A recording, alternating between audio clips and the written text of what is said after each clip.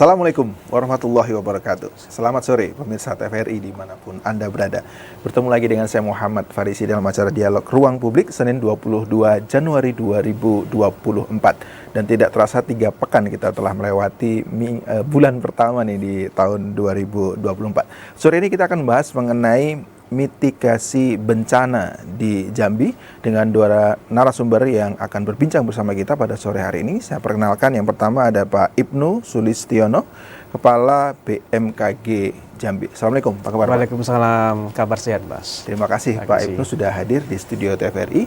Dan bersama kita nanti juga akan bergabung ada Letkol Infantri Andi Irawan dan Satgas Darurat Bencana Banjir dan Longsor Kabupaten Kerinci. Sudah bergabung bersama kita Pak Letkol Andi Irawan. Assalamualaikum, selamat sore Pak Andi. Waalaikumsalam warahmatullahi wabarakatuh. Selamat sore Mas Farisi. Ya, terima kasih Bapak sudah hadir berbincang bersama kita. Saya ke Pak Ibnu dulu ya. Baik. Pak Andi ya. Silakan. Baik, Pak Ibnu, bisa diceritakan sebenarnya fungsi BMKG ini kan sekarang lagi banyak bencana. Tahun baru 2024 harusnya happy gitu ya, senang, kemudian menapak dengan tahun yang baru dengan resolusi-resolusi yang baru yang harus dilakukan. Justru ada bencana, banjir, kemudian energinya yang harusnya harus lari, lompat, maju ke depan, kemudian harus kembali ke belakang, mulai dari nol tentunya, karena banyak yang sekolah yang rusak, ini rusak, sawahnya rusak, semuanya banyak yang rusak. Artinya mau membangun itu mundur lagi ke belakang, anggaran yang harusnya bisa untuk percepatan akhirnya. Nah, dari BMKG sendiri Pak, melihat apa yang terjadi saat ini, sebenarnya sudah bisa diprediksi enggak sih Pak? Dan apakah BMKG juga sudah melakukan mitigasi dalam arti menghimbau, menginformasikan kepada gubernur, bupati, wali kota, Forkompinda misalnya bahwa ini akan terjadi loh, gimana Pak? Baik, terima kasih. Sebenarnya selamat sore. Assalamualaikum warahmatullahi wabarakatuh. Selamat sore Pak Dandim Kerinci. Selamat sore Pak. Ini akan panjang sekali Pak. Jadi pertanyaan tadi akan saya bahas cukup lama karena tadi Bapak menyampaikan apakah tugas BMKG. Secara tupoksi, BMKG sesuai Undang-Undang 31 tahun 2009 itu melaksanakan tugas pemerintahan di bidang meteorologi, klimatologi, dan geofisika. Memang tugas itu kita lihat bahwa Indonesia ini diapit oleh secara daratan diapit 2 benua, benua Asia dan benua Australia. Juga diapit 2 samudra, Samudra Hindia dan Samudra Pasifik. Diapit antara 2 samudra, dua benua, dan juga di sini juga ada ring of fire atau karakteristik iklim cuaca dan ditambah dengan kegempaan di sekitar wilayah Indonesia. Jadi cukup unik wilayah kepulauan Indonesia ditambah dengan karakteristik alam iklim yang harus kita manfaatkan dengan sebaik-baiknya.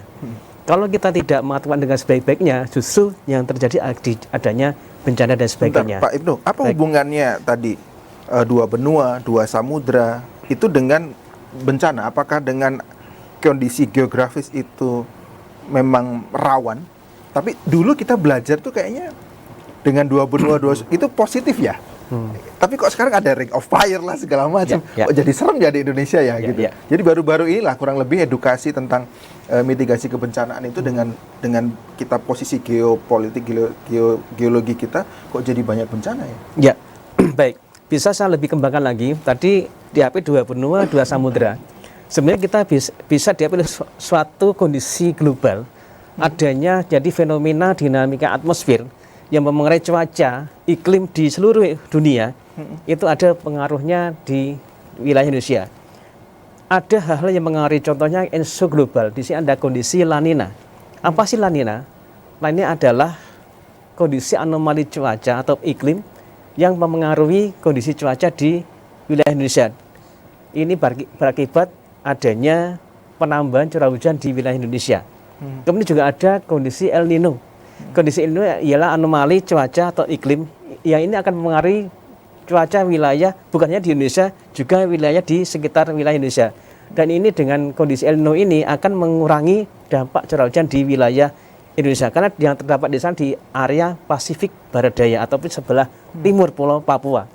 Dan juga ada fenomena global adanya Indian Ocean Dipole, itu juga akan mengaruhi kondisi cuaca di wilayah Samudra Hindia dan nanti akan berimbas ke wilayah Sumatera bagian barat dan ke wilayah Indonesia bagian barat dan tengah. Yang terjadi hari ini? Yang khusus hari ini sampai Januari 2024 ini, kondisi ESO global kondisinya masih skala moderate dan nanti diprediksi sampai bulan Februari sudah mulai ada penurunan, melemah, dan nanti secara gradual di bulan Juni 2024 sudah mengarah ke netral. Artinya kenapa? Kondisi El Nino ini masih memengaruhi cuaca di wilayah dunia dan juga khususnya di Indonesia. Namun karena wilayah Indonesia ini luas, tidak semua wilayah Indonesia itu terdampak oleh kondisi El Nino. Kemudian yang kedua, adanya fenomena tadi skala global, kemudian skala regional. Tadi Mas Farisi menyampaikan skala global ini ada kondisi adanya monsun Asia dan monsun Australia. Monsun Asia artinya monsun angin dari baratan sudah mulai berembus. Kalau dulu waktu kita sekolah dasar atau SD atau SMP, kita belajar angin monsun, angin baratan, angin timuran, dan itu berhembus 6 bulan sekali. Tapi sekarang tidak bisa 6 bulan sekali. Kadang-kadang 6 bulan kurang, ada yang 6 bulan lebih, dan ini memberi efek dampak yang di iklim di Indonesia. Salah satunya faktor regional ataupun siklon angin monsun barat dan angin monsun timur tenggara. Kemudian juga adanya konvergensi siklon tropis di wilayah utara dan selatan Indonesia. Juga ini juga memberi karakteristik iklim di wilayah Indonesia. Juga adanya konvergensi ataupun divergensi. Konvergensi artinya ada pertumbuhan massa udara atau pertemuannya massa udara dan itu akan menjadi kondisi yang lebih parah ataupun lebih banyak hujan. Kalau divergensi artinya mengurangi dampak curah hujan atau pertumbuhan yang berkurang. Dan juga ditambah lagi ada faktor lokal. Contoh di sini yang di Indonesia ataupun Kerinci khususnya begitu unik. Di barat kita berhadapan dengan Gunung Kerinci, Bukit Barisan dan beberapa puncak gunung yang ada di wilayah barat Jambi. Kemudian di tengah ada semacam lembah dan daratan. Juga di timur kita dihadapkan oleh suatu aliran air laut atau massa udara yang berembus dari Laut Cina Selatan. Sehingga wilayah barat, tengah, dan timur ini memberi implikasi ataupun cuaca yang lebih karakteristik di wilayah Provinsi Jambi. Dan ini harus kita kelola dengan baik sehingga tidak menimbulkan negatif atau bencana. Baik, Pak Ibnu, ada angin-angin bisa dikelola. Kelolanya gimana maksudnya? Baik. Jadi kami sampaikan tadi, ada angin monsun baratan dan tenggara dan itu bisa berembus sekian belas kali. Contoh di bulan Januari ini, kita sudah menyampaikan bahwa awal musim hujan, khususnya di wilayah Provinsi Jambi, itu mulai kemarin di akhir Oktober sampai biasanya di akhir April 2024. Dan ini bisa dikelola bahwa pada saat awal musim hujan ataupun akhir musim hujan, apa yang harus kita siapkan? Bagaimana dampaknya? Kemudian kita bisa lihat apakah curah hujannya itu bersifat normal, bawah normal, atas normal. Pertanyaannya bisa diprediksi itu? Bisa diprediksi, bisa diperkirakan. Nah, pada saat sudah diprediksi seperti itu, apakah sudah disampaikan? Baik, ini belum selesai, Pak. Jadi tadi curah hujan normal, bawah normal, atas normal juga jika ada sifat hujan. Bawah normal atau di atas normal. Itu bisa kami perakirakan dan kami selalu tiap 6 bulan sekali ataupun setidaknya 6 bulan ataupun 1 bulan kami selalu mengupdate informasi perkembangan musim penghujan atau musim kemarau di wilayah Provinsi Jambi. Dan ini kami sampaikan di beberapa ataupun di kantor-kantor BBD, kantor SAR, Manggala Agni dan juga WKS dan seterusnya. Kami sampaikan informasi perkembangan update secara 6 bulanan atau 1 bulan sekali. Kemudian kita perbarui selama dasarian atau 10 harian, 7 harian, 3 harian. Harian juga ada peringatan dini. Peringatan dini pun kami akan tambah menjadi peringatan dini IBF berbasis dampak. Apa yang akan disiapkan pada jam-jam ke depan atau hari ke depan. Bahwa di besok ada dampak terjadinya curah hujan tinggi, apa yang harus kita siapkan di wilayah tersebut. Dan itu kami sampaikan di beberapa media, kanal, YouTube atau Instagram yang tersebar di wilayah Provinsi Jambi. Itu Mas. Oke. Baik, Ibnu, terima kasih. Nah, setelah tadi di-update informasinya ke beberapa pihak ya, stakeholder yang terkait ini, direspon atau tidak? Tapi nanti Pak menjawabnya, saya harus ke Pak Andi Irawan, Pak Dandim sekaligus dan Satgas Darurat Bencana. Pak Andi? Selamat sore. Ya. Mas Farisi. Selamat sore Pak Ibnu. Terima kasih Pak Andi. Kita coba menanyakan tentang kondisi faktual Pak hari ini tentang bencana yang terjadi di Kerinci Pak, sudah 3 pekan. Bagaimana Pak kondisinya? Apakah sudah berangsur-angsur membaik? Dan bagaimana kondisi dampak dari banjir itu sendiri Pak? Terima kasih. Sore ini saya didampingi oleh Kalaksa BPBD Kabupaten Kerinci, kemudian dengan staf ahli Bupati Kerinci yang saat ini mempunyai tugas di bidang distribusi dan penyaluran logistik. Memang benar Mas Farisi, ini sudah mungkin saya bilang lebih dari 3 minggu, karena curah hujan tinggi ini sudah kita rasakan pada saat sebelum Natal. Artinya sebelum tanggal 25 Desember, curah hujan di Kabupaten Kerinci ini sudah sangat tinggi.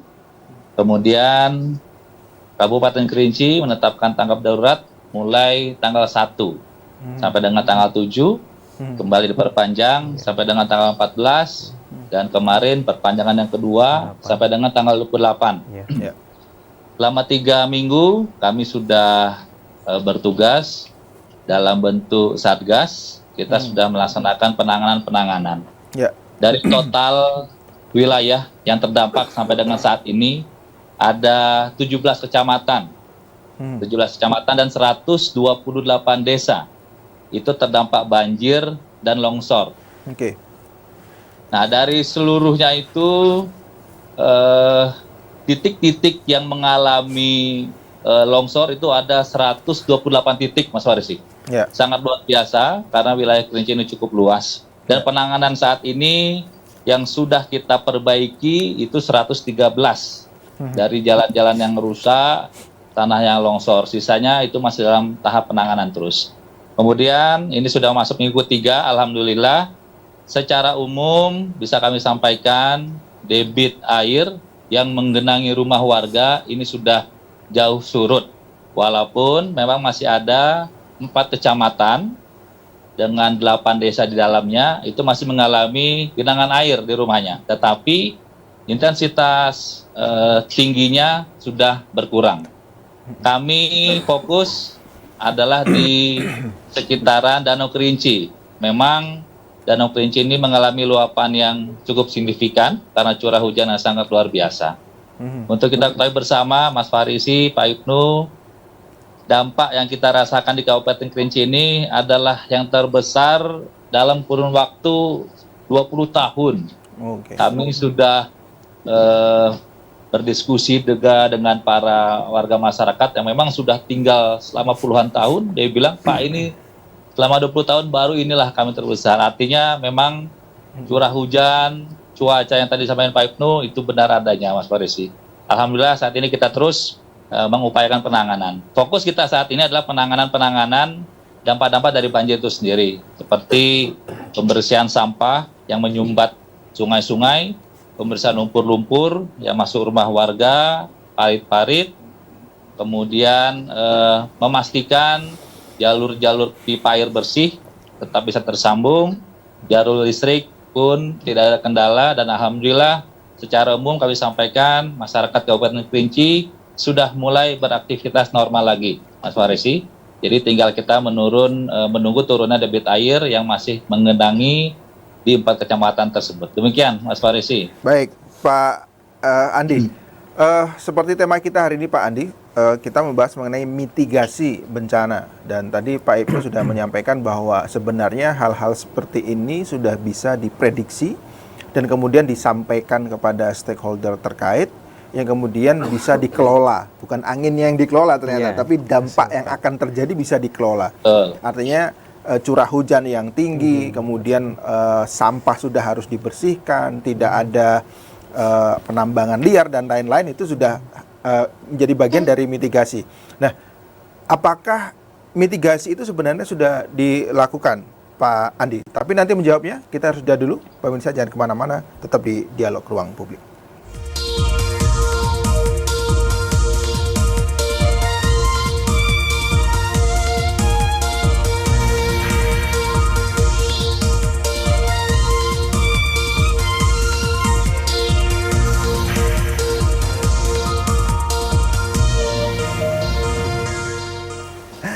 Pemirsa, terima kasih masih tetap bersama kami di Dialog Ruang Publik. Senin 22 Januari kita hari ini membahas mengenai mitigasi bencana di Jambi bersama Dandim Kerinci, Pak Andi Irawan dan Pak Ibnu Sulistiono, Kepala BMKG Jambi. Saya lanjutkan kembali perbincangan dengan Pak Andi. Pak Andi, saya lanjutkan kembali pertanyaan tadi Pak, putus karena kita harus sudah iklan, bahwa sesuai tema kita hari ini tentang mitigasi, sebenarnya hal-hal yang terjadi hari ini sudah diprediksi bisa terjadi, dan apa sebenarnya langkah mitigasi yang harusnya supaya nanti ke depan tidak terjadi lagi, Pak? Silakan Pak Andi. Oke, Mas Faresi, terima kasih. Bagi kami masyarakat Kabupaten Kerinci pada khususnya, bahwa untuk skala tahunan memang kita terbiasa menerima banjir. Artinya masyarakat di sini sudah sangat lumrah apabila itu terjadi banjir. Tetapi untuk tahun ini memang sangat dahsyat sekali. Kita secara aturan pemerintah daerah, kita sudah melakukan mitigasi mulai jauh sebelum musim hujan ini tiba. Kita melakukan edukasi kepada masyarakat untuk tidak membuang sampah sembarangan, terutama di sungai.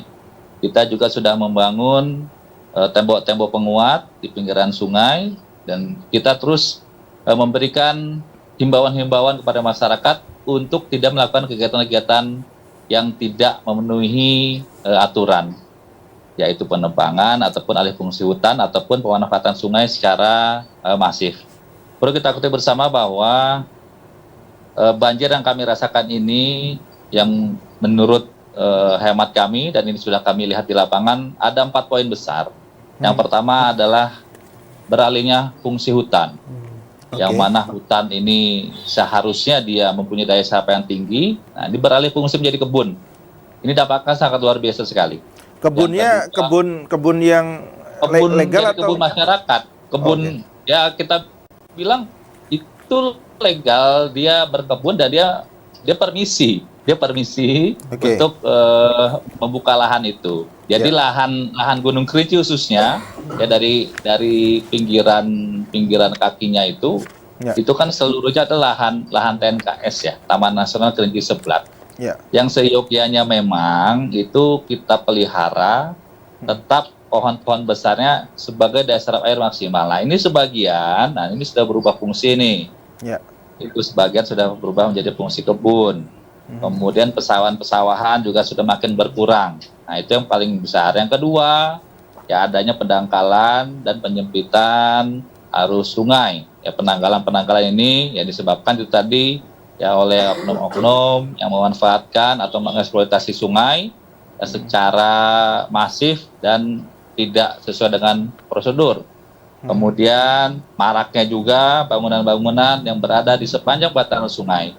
Itu pun sangat berdampak. Dan yang terakhir adalah kebiasaan kita ini ya dengan mudahnya masih buang sampah sembarangan. Kenapa kita bilang sampah ini masuk dalam 4 poin ini? Karena hasil yang kita terima saat ini, begitu air surut, ini sampahnya sangat luar biasa. Dan paling banyak adalah sampah rumah tangga. Kemudian setelah ini kita analisa, ya kami terus berkoordinasi juga dengan pihak pemerintah daerah. Tentunya kita harus ada langkah kembali, ya, yang sifatnya mitigasi ataupun supaya kita ada penyiapan supaya tidak terulang lagi. Kita akan memberikan penegakan tegas aturan-aturan pemerintah daerah yang sudah dikeluarkan terhadap pendirian bangunan di pinggir sungai, terhadap pemanfaatan eksploitasi sungai-sungai, termasuk pemanfaatan lahan-lahan. Itu yang akan kita rencanakan ke depannya, Mas Farisi. Baik Pak Andi, nanti saya perdalam lagi, saya ke Pak Ibnu. Pak Ibnu, tadi Pak Ibnu sudah menyampaikan bahwa BMKG bisa memprediksi gitu ya, bahwa curah hujan akan tinggi, kemudian ini ada angin apa segala macam. Kemudian tugas BMKG adalah berkoordinasi dengan stakeholder terkait, kemudian menyampaikan berbagai informasi. Nah pada saat disampaikan itu, sudah menyampaikan atau kemudian ada respon, kemudian dilakukan langkah-langkah mitigasi, setahu Pak Ibnu. Ya, baik Mas Farisi. Jadi saya sampaikan kembali bahwa BMKG selalu mengupdate tadi perkembangan cuaca iklim dan juga update perakiraan cuaca harian ataupun peringatan dini. Mengupdate-nya di mana Pak Ibnu? Mengupdate-nya di info BMKG Jambi, dan itu di dalamnya ada beberapa pimpinan lembaga, Website ya? grup WhatsApp grup di Prowi Jambi, dan juga ada Instagram, dan di dalamnya ada grup-grup lainnya, ada Satgas Bencana, kemudian grup yang lain, dan itu terus terang udah disebarkan di beberapa grup yang lain di wilayah Prowi Jambi, dan itu selalu kami sampaikan dan kami update. Kemudian juga yang kedua, di BPBD tersendiri sudah ada peta bencana. Dan di tahun ini sebenarnya dari BPBD provinsi sendiri sudah menyiapkan rencana kontingensi.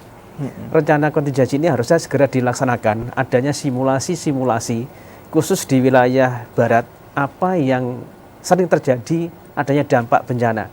Khusus yang sampai hari ini ada bencana banjir, tanah longsor, juga perlu diperhatikan bahwa di wilayah barat Jambi itu masih ada potensi bencana yang lebih besar lagi, khususnya ada gempa-gempa yang mungkin nanti akan muncul karena di daerah wilayah barat Jambi itu ada sesar atau patahan yang sifatnya akan selalu muncul.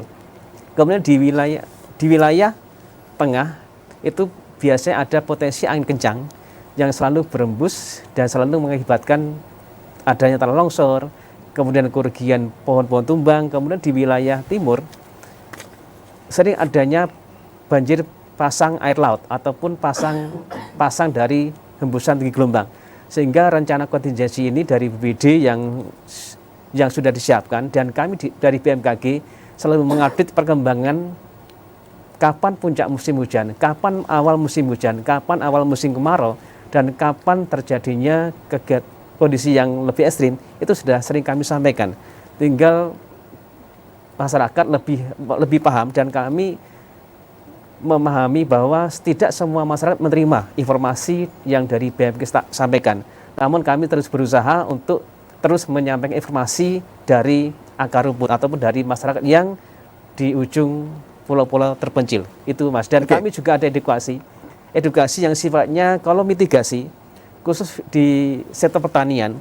Kami juga ada sekolah lapang iklim. Kemudian di mitigasi di sektor nelayan, kami juga ada edukasi terkait sekolah lapang cuaca nelayan, dan itu sudah kami sampaikan tiap tahun kami laksanakan. Dan juga ada mitigasi di Kerinci, pernah kami sampaikan bahwa kami ada kegiatan sekolah lapang gempa bumi yang pernah kami laksanakan di wilayah Provinsi Jambi, khususnya di wilayah Kerinci dan seterusnya.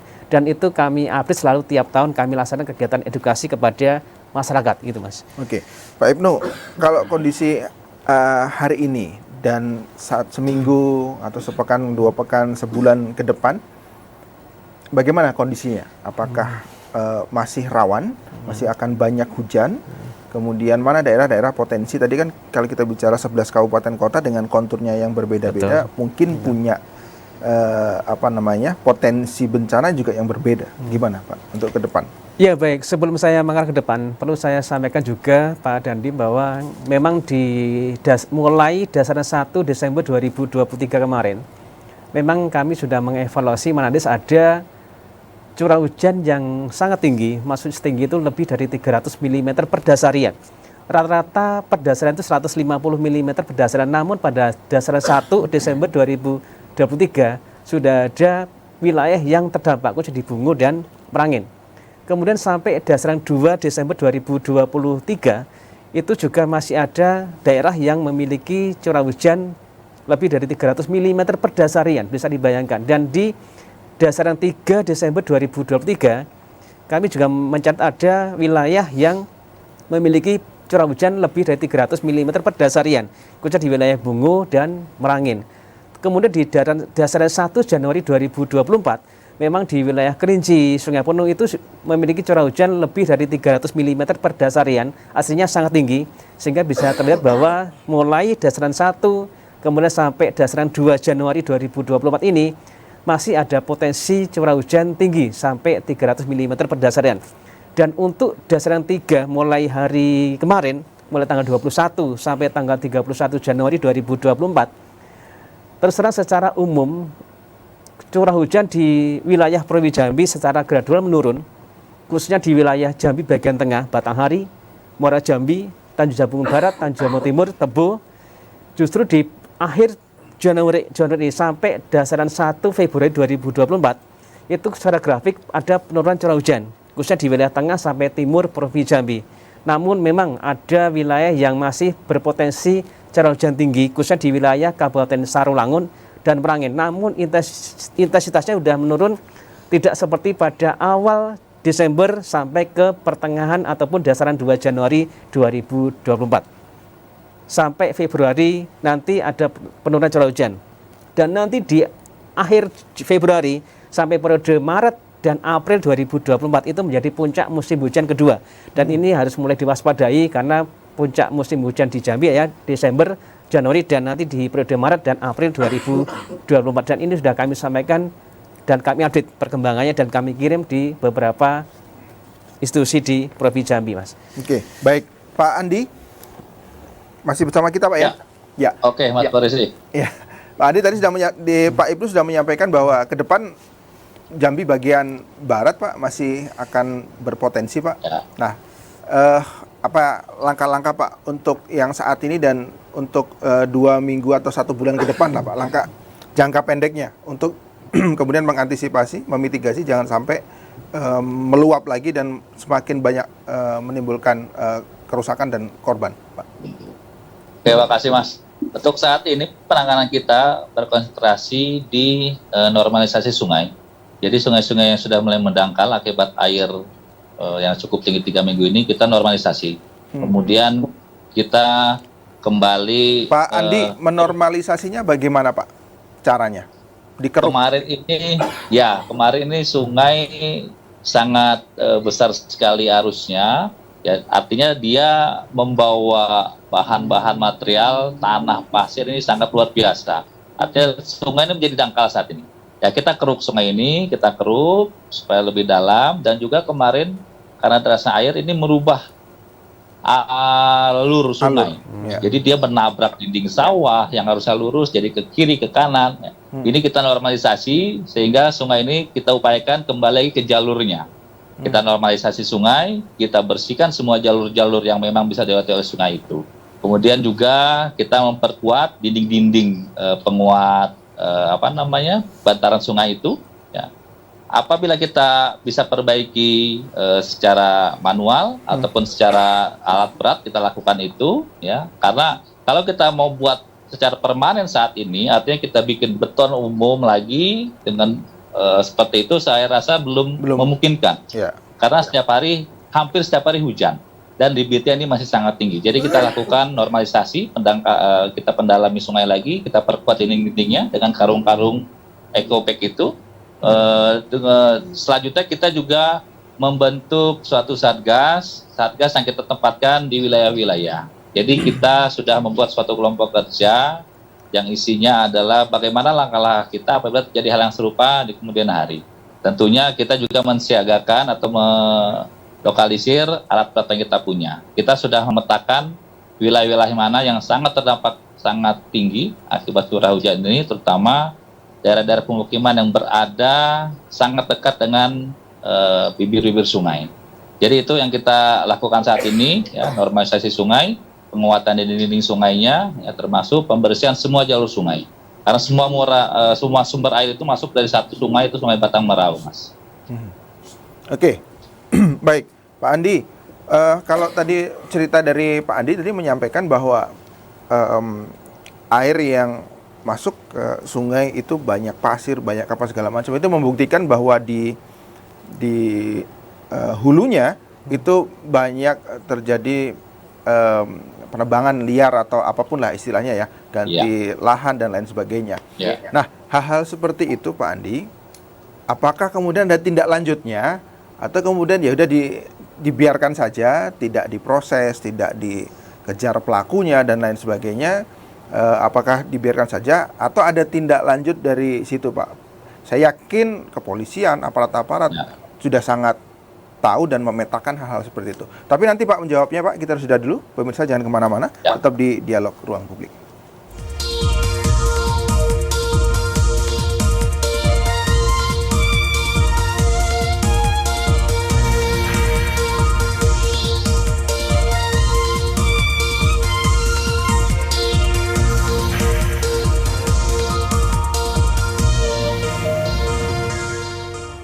Kita masuk ke segmen yang ketiga pemirsa di dialog ruang publik ini membahas mengenai mitigasi bencana di Jambi dengan Bapak Dandim Kerinci dan juga Pak Ibnu Sulistiono Kepala BMKG Jambi. Dan di segmen ini kami mengundang Anda untuk berdialog bersama kami di line telepon 0741663385, 0741663385 atau nomor telepon yang ada di layar televisi Anda. Saya kembali lagi ke Pak Andi Irawan. Pak Andi. Pak Andi, Oke, Pak. Ya, Pak Andi tadi Pak Andi menyampaikan bahwa pendangkalan ada 4 hal ya, Pak Andi, yang kemudian menyebabkan salah satunya adalah alih fungsi lahan, kemudian Ya. di hulunya banyak mungkin hutan yang di penggudal-hudan, kemudian menyebabkan banyak material-material dari gunung yang kemudian sampai ke sungai dan sungai menjadi dangkal. Nah, apakah ini sudah dipetakan, Pak, yang menyebabkan itu juga diproses? Tapi menjawabnya nanti dulu, Pak. Kita jawab telepon dulu, Pak, ya. Kita angkat telepon dulu. Baik. Assalamualaikum, selamat sore. Halo?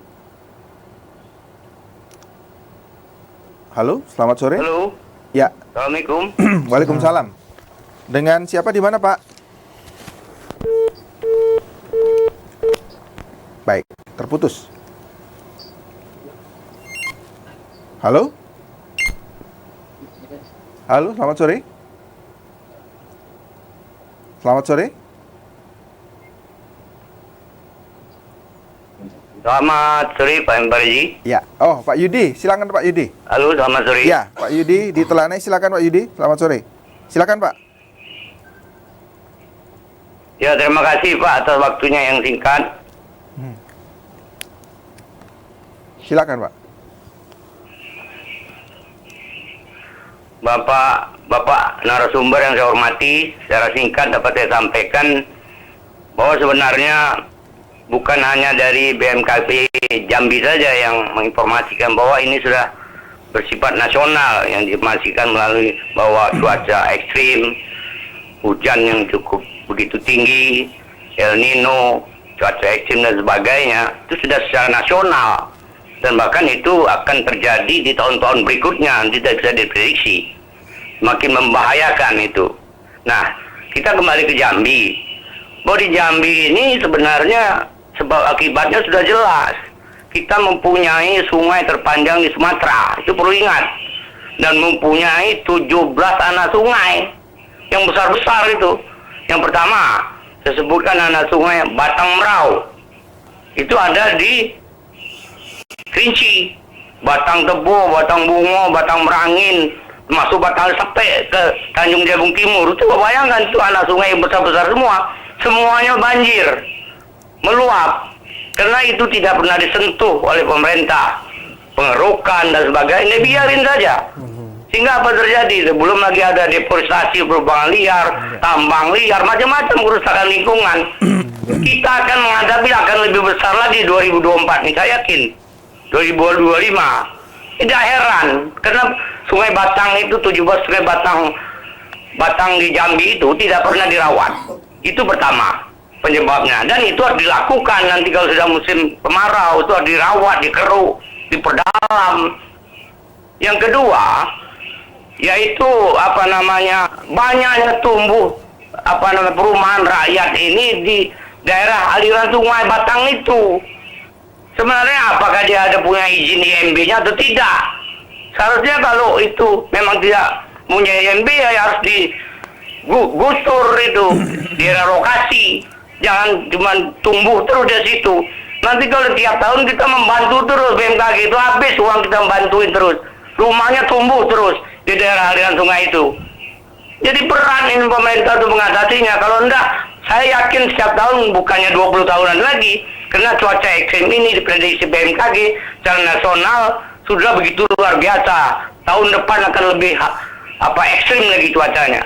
Saya rasa demikian. Yang paling penting ada dua, untuk dapat jangan sampai tumbuhnya lagi rumah-rumah di daerah aliran sungai. Yang kedua, setiap tahun harus dilakukan pengurukan 17 anak sungai yang ada di Sungai Batanghari itu. Itulah persoalan prinsipnya. Ternyata demikian, mudah-mudahan itu dapat dilaksanakan. Kalau tidak, kita hanya membantu terus menghabiskan uang dari BPBD. Terima kasih. Mohon maaf, wabillahi taufiq wal hidayah. Wassalamualaikum warahmatullahi wabarakatuh. Waalaikumsalam warahmatullahi wabarakatuh. Terima kasih Pak Yudi di Telanai. Saya ke Pak Andi. Pak Andi, pertanyaannya nyambung ini. Kalau tadi saya bertanya di hulunya, terjadi apakah kejadian-kejadian yang penerbangan liar dan lain-lain itu bisa diselesaikan sehingga yang di hulu tidak terjadi. Kemudian pada saat nanti musim kemarau, pengerukan, bukan sekarang pengerukannya, tapi nanti pada saat musim kemarau itu akan lebih dirawat. Gimana Pak Andi? Betul Mas, tadi yang disampaikan Pak Yudi itu betul sekali. Artinya saat ini kami sudah menyampaikan ke dinas terkait yang melalui Pak Bupati. Yang pertama kita menginventarisir pihak-pihak yang memang bergerak dalam hal eksploitasi sungai, tambang-tambang pasir seperti itu. Kita inventarisir, kita cek kebenarnya. Ya, apabila memang mereka tidak sesuai, artinya perizinannya tidak sesuai, ya itu harus kita ambil tindakan tegas. Ya. Yang kedua, kita juga memetakan wilayah-wilayah mana yang memang bisa dieksploitasi, wilayah mana yang tidak bisa. Itu pun harus kita lakukan. Jadi tidak semua sepanjang sungai itu bisa dieksploitasi. Yang berikut, kita juga meminta ya untuk penegakan hukum tentunya wilayah-wilayah yang memang tidak bisa didirikan bangunan tempat tinggal seperti tadi Pak Yudi sampaikan. Memang betul banyak sekali bangunan di sepanjang bantaran sungai itu bukan hanya semi permanen, bahkan ada yang permanen. Ya.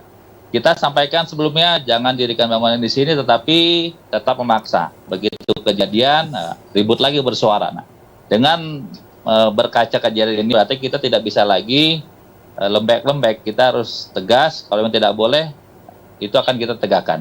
Peraturan bupati ya sudah dikeluarkan dan itu akan kita tegakkan. Karena sudah ada hitungannya berapa meter bangunan harus berada minimal dari bibir sungai, itu yang akan ditegakkan. Itu Mas. Jadi kita akan menertibkan para penambang-penambang itu berizin atau tidak, kemudian penertiban bangunan bantaran sungai dan penegasan secara fungsi lahan. Kalau memang lahan itu harus ditanami pohon besar, itu akan kita kembalikan fungsinya. Demikian Mas Farisi. Baik, satu lagi Pak, sebelum ke Pak Ibnu, kan banyak fasilitas umum, kemudian juga sawah-sawah Pak ya, yang terdampak. Itu sudah dihitung Pak, dan bagaimana nanti memulihkannya Pak? Sudah Mas, kita sudah hitung melalui dinas terkait ya, untuk kita ketahui bersama bahwa lahan pertanian yang menjadi dampak sesuai dengan data kami terakhir adalah 889,5 hektar. Ya, itu sawah yang gagal panen. Jadi mereka sudah mau panen belum waktunya ya karena tersapu banjir, termasuk peternakan. Ya, ada ayam, itik, kambing, puyuh itu semuanya hilang. Itu sudah kita data dan sudah kita laporkan. Ya, kita laporkan kepada kepada pusat. Ya, nanti akan ada hitungan sekiranya memang itu bisa diganti rugi masyarakat, kita lihat klasifikasinya, itu akan kita tindak lanjuti. Demikian Mas Farisi. Baik, terima kasih Pak Andi. Saya kembali ke Pak Ibnu. Pak Ibnu mungkin menanggapi penelpon tadi Pak Yudi di Telanai.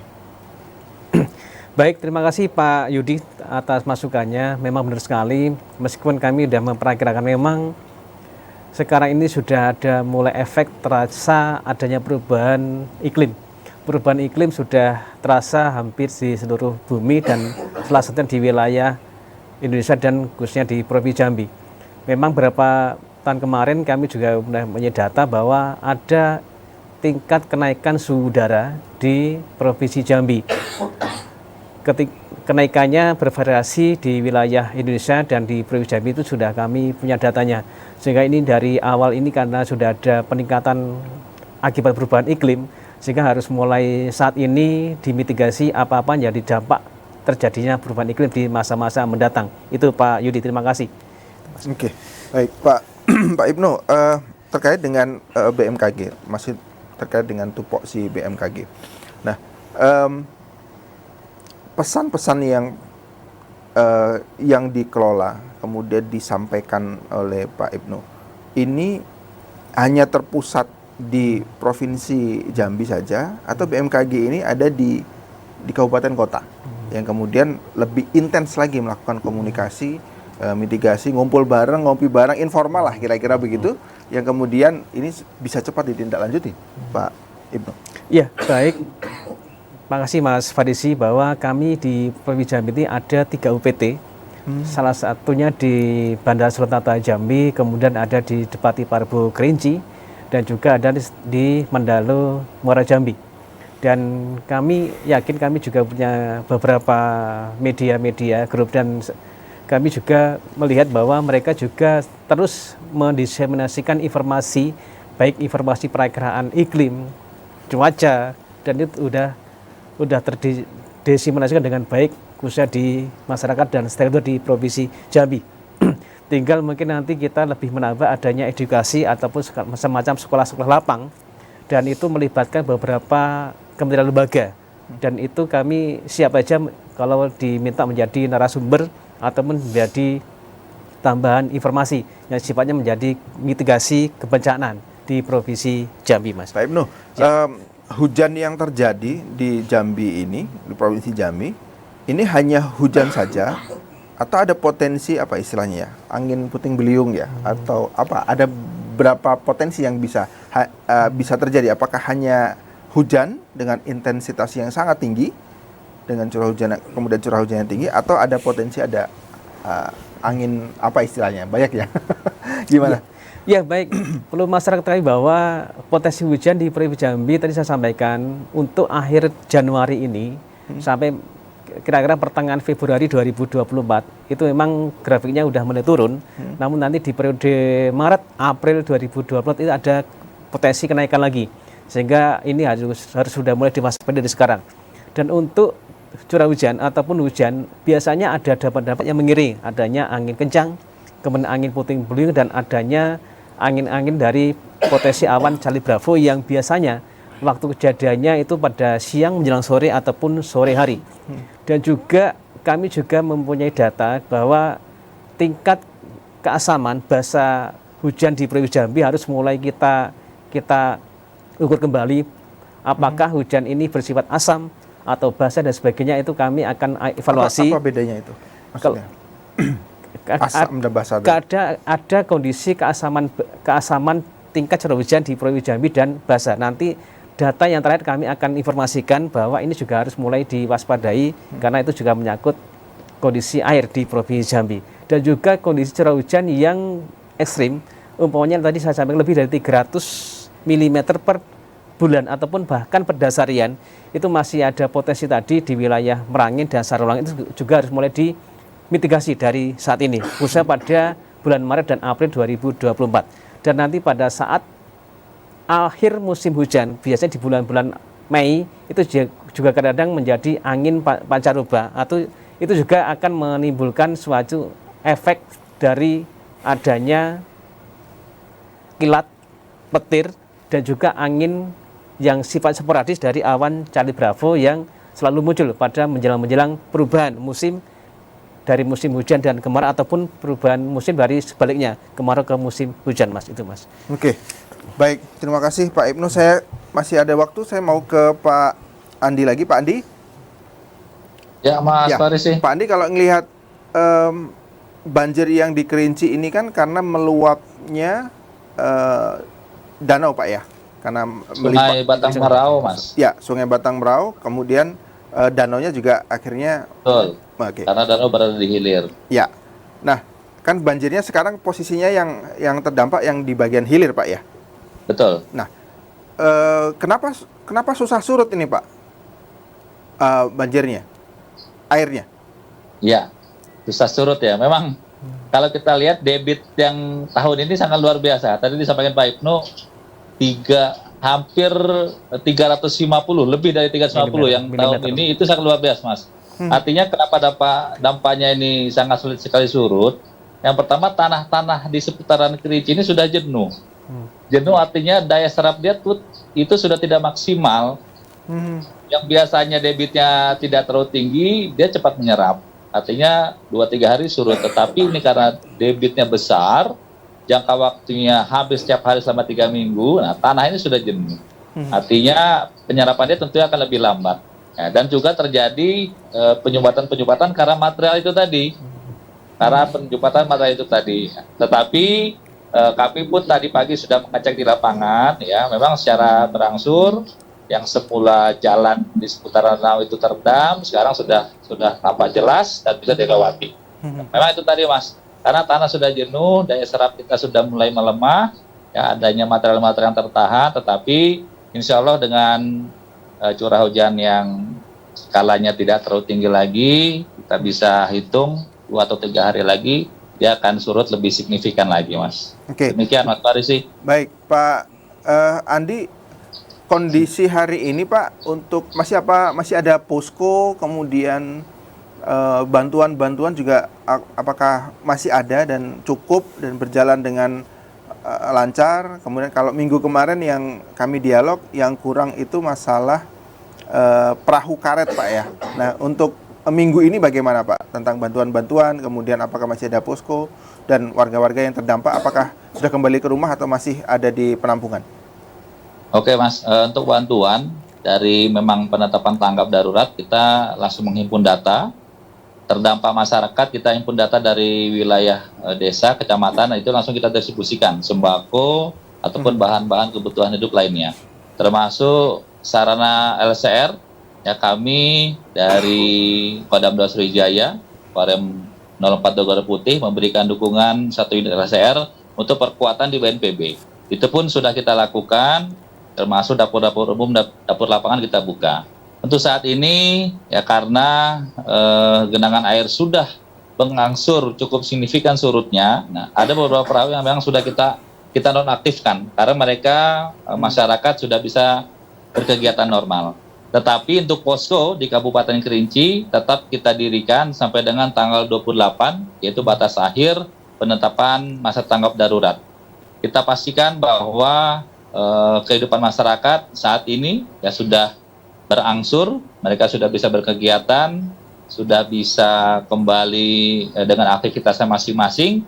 Ya, yang tadi saya sampaikan 4 kecamatan 8 desa ini ya memang masih tergenang, tetapi kegiatan masyarakat itu sudah dapat kembali normal. Tetapi kami tetap standby di posko, kiranya memang ada dampak yang menyusul, kita pun tetap standby. Demikian Mas Farisi. Baik, terima kasih Pak Andi. Kita harus sudah dulu, masih ada satu segmen lagi. Pemirsa jangan kemana-mana, tetap di Dialog Ruang Publik.